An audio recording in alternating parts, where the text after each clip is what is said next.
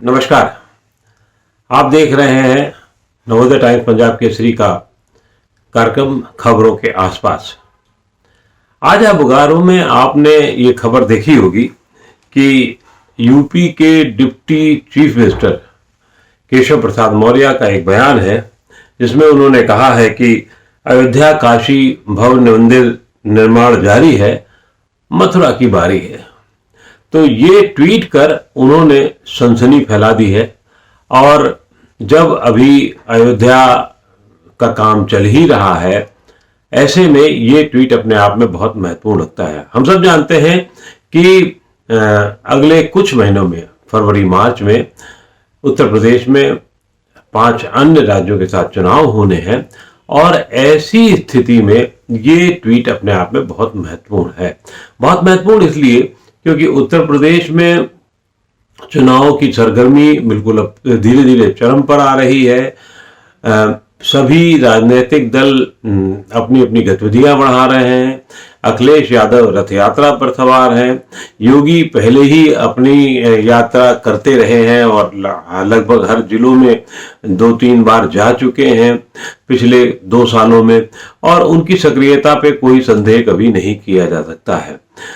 तो इस काउंटर रणनीति चल रही है, छोटे छोटे दलों को साथ लेने की रणनीति चल रही है ताकि कौन किसके ग्रुप को पकड़ कर रखे और फिर उससे वोट बैंक में फायदा इजाफा हो सके। इसी क्रम में अगर आप देखेंगे तो उत्तर प्रदेश के पूर्वी हिस्से में काफी कुछ किया जा चुका है। छोटे छोटे दल भारतीय जनता पार्टी और समाजवादी पार्टी के साथ एकजुट होते हुए दिख रहे हैं। कोई राजभर, ओम प्रकाश राजभर जब एक तरफ आप कह सकते हैं कि समाजवादी पार्टी के साथ हैं, तो दूसरी तरफ निषाद बंधु जो हैं वो भारतीय जनता पार्टी के साथ हैं, और भी छोटे छोटे दल। इसी तरीके से पश्चिम उत्तर प्रदेश में आ जाइएगा तो वहां समाजवादी पार्टी और जयंत चौधरी की राष्ट्रीय लोकदल के साथ समझौता हो चुका है। अन्य जगह पे भी ऐसी कोशिश जारी है। लेकिन ऐसे में जब बिल्कुल कांटे की लड़ाई हो, किसानों की का मामला चल रहा हो, धीरे धीरे वो उतार पर है लेकिन तब भी किसानों का मामला चल रहा हो, सामाजिक तौर पर एक अगर आप धर्म के बीच की बात ना भी करें तो भी कुछ अभी भी बहुत बड़ी संख्या में ऐसे लोग हैं जो बहुत कट्टरवाद नहीं पसंद करते हैं और वो भारतीय जनता पार्टी के साथ हैं। लेकिन धीरे धीरे जो ऐसी स्थितियां बन रही हैं या ऐसी बातें कह करके ऐसा आशय दिया जा रहा है कि अब और कट्टरवाद बढ़ेगा। तो कट्टरवाद बढ़ेगा और ऐसे में ये ट्वीट जो है केशव प्रसाद मौर्य का, कि जिसमें उन्होंने कहा है अयोध्या काशी भवन मंदिर निर्माण जारी है, अब काशी की बारी है, एक बहुत ही विवादास्पद ट्वीट है। हम सब जानते हैं कि अयोध्या में इस समय राम मंदिर का निर्माण कार्य पिछले लगभग 2 वर्षों से चल रहा है और काम अपने तरीके से उसका रफ्तार पर है। ये माना जाना चाहिए कि 2024 तक उसका निर्माण पूरा हो जाएगा और ऐसा बताया भी जा रहा है।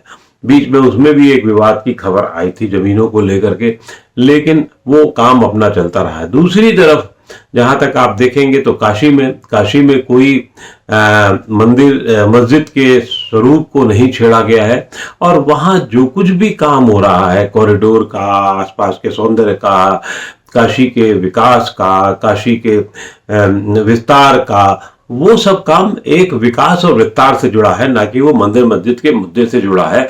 और वहां जो कुछ भी काम हो रहा है वो बिल्कुल एक अलग किस्म का हो रहा है और उसका सौंदर्यीकरण से मतलब हो सकता है, उसका विकास से मतलब हो सकता है, उसका अयोध्या ऐसे जैसा अयोध्या में मंदिर बनना है या अयोध्या में बाबरी मस्जिद के या अयोध्या के जो एक वहां स्मारक है उसको तोड़ के जो बनना था, वो ऐसा काशी में नहीं हो रहा है। तो इसका ये तीनों चीजें क्यों जोड़ दी गई और फिर मथुरा में ऐसा कह दिया गया कि मथुरा की बारी है, ये अपने आप में भारतीय जनता पार्टी की स्थापित लाइन से आगे का मामला है। भाजपा भारतीय जनता पार्टी की स्थापित लाइन यही है कि अभी फिलहाल इस पे कोई बातचीत नहीं है और जब अयोध्या का मामला हम भारतीय जनता पार्टी, विश्व हिंदू परिषद या और अन्य हिंदू समाज ने जीत लिया है, तो उसमें कोई ऐसी अब कोई बाधा नहीं खड़ी की जानी चाहिए। और दूसरा वर्ग, अल्पसंख्यक वर्ग भी जो है इससे सहमत होता हुआ नजर आ रहा है। इसमें कोई देश में उसके बाद कोई, जब ये फैसला हुआ तब से कोई बड़ा दंगा फसाद या कोई ऐसी चीजें नहीं हुई हैं। तो ये अपने आप में बहुत बड़ी बात थी, सौहार्द की दृष्टि से भी और आगे के मामलों को दृष्टि से। बनारस को लेकर के कहीं पे भी कोई ऐसी बात नहीं हुई जिसमें विवाद की बात आती हो, जिसमें कुछ और ऐसी बात कही जा रही हो। बनारस को लेकर के जो कुछ भी विकास हो रहा है या जो कुछ भी और चीजें हो रही हैं, वो आपसी सौहार्द और आपसी सहयोग के हिसाब में देखती हुई जा रही है। तो इस पूरे उसमें ये अयोध्या और बनारस का विकास, मतलब में विकास जारी है और अब मथुरा की बारी है, ये कहना विकास नहीं जारी, मंदिर निर्माण जारी है और अयोध्या की बारी है, ये कहना अपने आप में बहुत आपत्तिजनक है। हम सबको याद होगा कि जब ये पूरा मंदिर विध्वंस की, वो बाबरी मस्जिद में विध्वंस होने की बात हुई और उसके बाद बाकायदा 1991 में संसद में एक कानून पारित कर, नरसिंह राव की सरकार थी तब, और बाकायदा संसद में एक कानून पारित करके ये बात स्पष्ट कर दी गई थी कि अब कोई भी जो पहले से बने हुए भवन है, पूजा स्थल है, उनको तोड़ करके कुछ भी नहीं किया जाएगा या उनको विध्वंस करके कुछ नहीं किया जाएगा।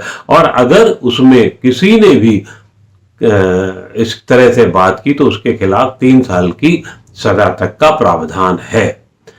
जब ये सब हो चुका है तो आखिर ऐसी क्या वजह रही है कि केशव प्रसाद मौर्य ने इस तरीके का बयान दिया है। खास तौर से आप जब संवैधानिक रूप से किसी पद पर बैठे हैं, जिम्मेदार पद पर बैठे हैं, उप मुख्यमंत्री हैं उत्तर प्रदेश ऐसे बड़े राज्य के, तो क्या ये सिर्फ चुनावी एजेंडा है या उनका पर्सनल एजेंडा है या भारतीय जनता पार्टी को डैमेज करने का या एक अलग रास्ते पे ले जाने का एजेंडा है?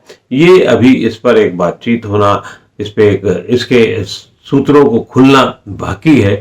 लेकिन उन्होंने, स्वामी प्रसाद मौर्य ने ये कह करके अपने आप को एक विपत्ति में भी तो डाला ही है, भारतीय जनता पार्टी को भी विपत्ति में डाल दिया है। क्यों? क्योंकि उसका ये स्थापित एजेंडा नहीं है, ना ही इस पर राष्ट्रीय स्वयंसेवक संघ चलता रहा है, ना ही विश्व हिंदू परिषद जो कि अयोध्या में जिसने कमान पूरी संभाली थी उसका कहना है। और विश्व हिंदू परिषद ने तो पिछले दिनों बाकायदा, पिछले महीनों में बाकायदा एक प्रस्ताव पारित करके ये कह दिया था कि जब तक अयोध्या के मंदिर का भव्य निर्माण नहीं हो जाता हम आगे कोई बात नहीं करेंगे।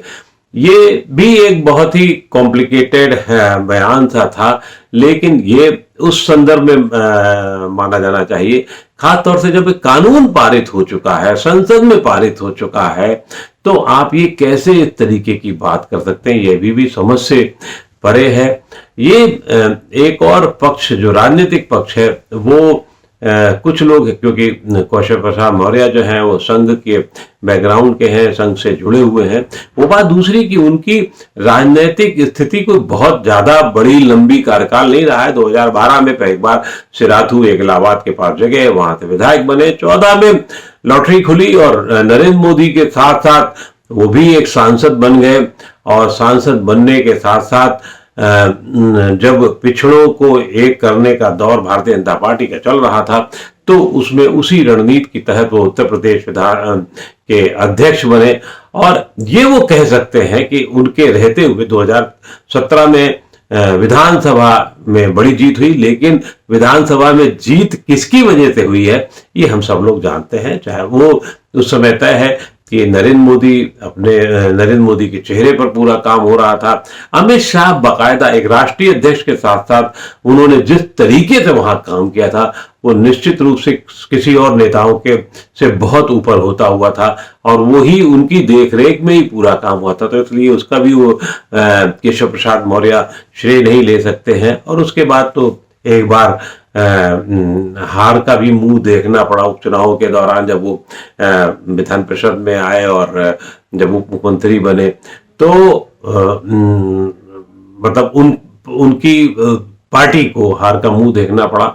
और फिर बाद में जो स्थितियां जैसी रही हैं उसमें हमेशा वो संदेह के दायरे में रहे। ये बात दूसरी है कि योगी आदित्यनाथ के जब चयन हो रहा था तो उसमें एक मजबूत दावेदार इन्होंने अपने आप को खड़ा करने की कोशिश की थी, और अभी भी उप मुख्यमंत्री होने के नाते उनको बहुत सारी वो सब सुविधाएं मिली हुई हैं जो मुख्यमंत्री को मिलती हैं, लेकिन वो उनका जो मुख्यमंत्री पाने का सपना है वो बीच में उन्होंने ये भी बयान दे दिया था कि साहब ये तब मुख्यमंत्री कौन होगा वो अगली बार तय किया जाएगा। लेकिन प्रधानमंत्री और अमित शाह के बयानों के बाद कि योगी ही इस मामले में आगे हैं और सबसे आगे हैं और उन्हीं के नेतृत्व में चुनाव लड़ा जाए, वो मामला काफी ठंडा पड़ गया था। लेकिन अब उनका ये बयान निश्चित रूप से भारतीय जनता पार्टी को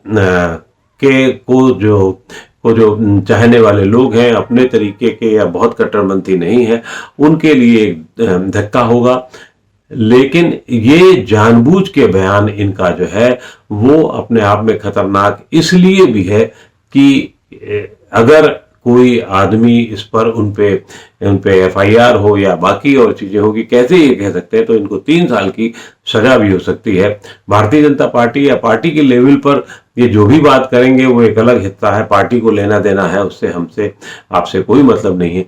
लेकिन इस तरीके के बयानों को बहुत सतर्कता से देखा जाना चाहिए, सतर्कता से लिया जाना चाहिए, ताकि कोई ऐसी विवाद की स्थिति ना हो। राजनीतिक एजेंडा अगर आपका है और आप उसमें कूद पड़ना चाहते हैं तो इसमें हम आप कुछ नहीं कर सकते। लेकिन एक सवाल ये जरूर उठेगा कि क्या उन्होंने, केशव प्रसाद मौर्य ने ये जानबूझ के इस तरीके के बयान दिया है या उनकी रणनीति क्या थी? आखिर केशव प्रसाद मौर्य चाहते क्या हैं? बहुत बहुत आभार, धन्यवाद।